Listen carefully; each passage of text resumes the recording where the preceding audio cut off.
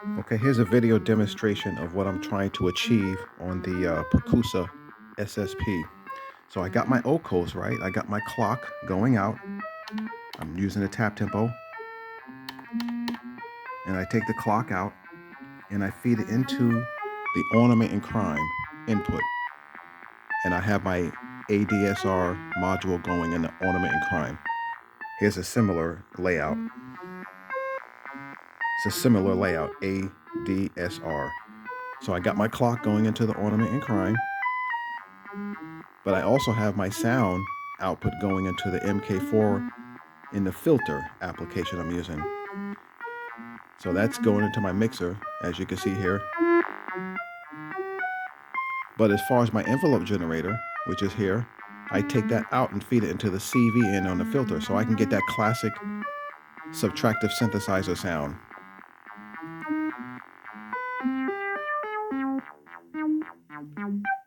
That's what I'm trying to achieve on here.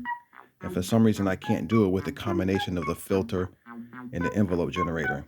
I want to sharpen the sound just like this with the filter. I'm using the filter to do that.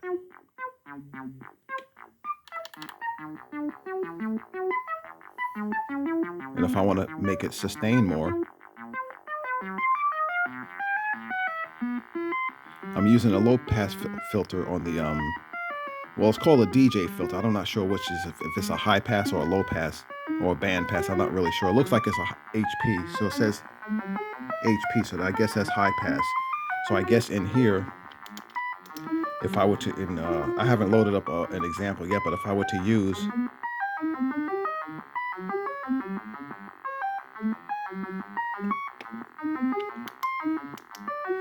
let's go to the filter.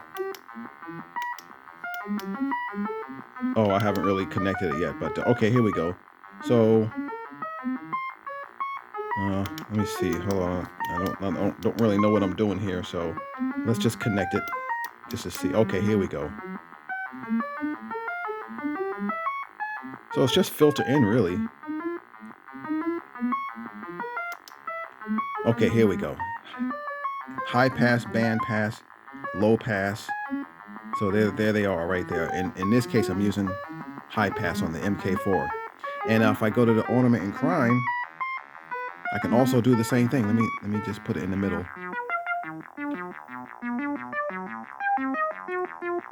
Let me go to the beginning.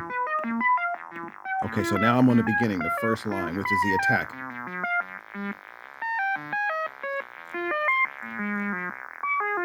And we all know that when you raise the attack, it gets that where sound. And then when you bring it back to the beginning, it's more sharper. You see? Now if I go to the decay, I click it once, I can also make it sharper. You see? I can't do that on here unless I'm doing something wrong. Now if I want to make it more, and then of course you got the sustain and the release. So it's an ADSR, just like on here. ADSR. And I wanted to achieve the same thing, but my encoders are very jumpy. I don't really get the same results. See how moving it doesn't even do anything.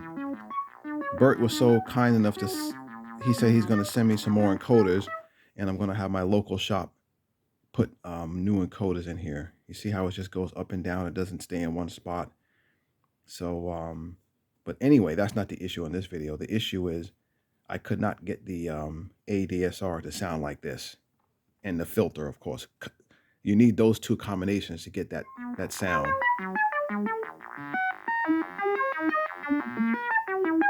That's what I'm trying to achieve. And so if I play around with both of them, you see I can get that sound. I like that sharp sound.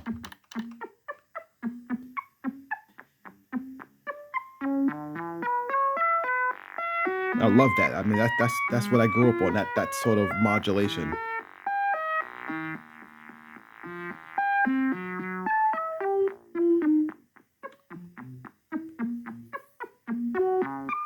Okay, that's a video demonstration of what I was trying to achieve on the Percusa SSP. Sorry for the long video, so like 5 minutes long, but that's the only way I can really explain it if I go into details. If you can actually create this on the SSP and show me and tweak your knobs, because it shouldn't be difficult to do, between the envelope generator and the filter. Of course, you're going to have to add an oscillator in the sequence, of course, but if you can recreate that, and it's not like I have to do a lot of twisting on the knobs, it's just really, it's just doing one thing. I should only have to be able to use one knob to get that sound. The ADSR is just you twist and set, but this is the knob you tweak, the filter, to get that sound. So everything is adjusted on the ADSR, but if you want to get that open and closed filter, so I probably could have explained that in 1 minute, but I guess I couldn't do that. Anyways, let me know if you have a resolution in the response, and I'll hopefully be able to resolve that.